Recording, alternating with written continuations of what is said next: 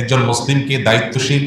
সচেতন মানুষ হিসেবে নিজের সমাজে প্রতিষ্ঠিত করবার নির্দেশ আল্লাহ তাআলা দিয়েছেন। কোনো সংবাদ, কারোর ব্যাপারে কোনো অভিযোগ, কারোর ব্যাপারে কোনো নেগেটিভ তথ্য পেলে সেটাকে বাজ বিচার করা ছাড়া, সেটার সত্যাসত্য যাচাই করা ছাড়া, যথাযথ উপায়ে বিশ্লেষণ করা ছাড়া সেটাকে বিশ্বাস করে বেড়ানো, প্রচার করে বেড়ানো, সেটার উপর ভিত্তি করে কোনো অবস্থান গ্রহণ করা, এটা কোরআনে কারিমে আল্লাহ তাআলা কঠোরভাবে আমাদের জন্য হারাম করে দিয়েছেন। অন্য আয়াতে আল্লাহ তাআলা বলেছেন, ওয়ালা তাকফু মা লাইসা লাকা বিহি ইলম, যে বিষয়ে তোমার সুদৃঢ় ধারণা জ্ঞান নেই,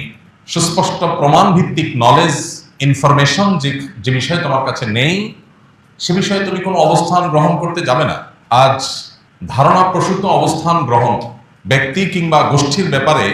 কোনো মন্তব্য, কোনো ধারণা পোষণ, কোনো অবস্থান গ্রহণ, এই বিষয়টি আজ মহামারীর আকার ধারণ করেছে। বিশেষ করে অবাধ তথ্য প্রবাহের এই যুগে, সোশ্যাল মিডিয়ার ব্যাপকতার এই যুগে আমরা অনেক বিশ্বাস করি যে বিশ্বাসগুলো ভুল, অনেক ধারণা করি যে ধারণাগুলো অবান্তর, অনেক কালোকে আমরা সাদা বলি, অনেক সাদাকে আমরা কালো বলি, যা বাস্তবে তার উল্টো। ইসলাম এমন এক জীবন বিধান, ইসলাম এমন এক সুমহান শাশ্বত লাইফস্টাইল আমাদেরকে দিয়েছে যে এখানে কোনো মানুষ কাউকে অন্যায়ভাবে আক্রমণ করা এটা তো অনেক দূরের কথা, কারোর ব্যাপারে আপনি নেগেটিভ ধারণাই নিতে পারবেন না যদি আপনার কাছে যথাযোগ্য তথ্য প্রমাণ না থাকে।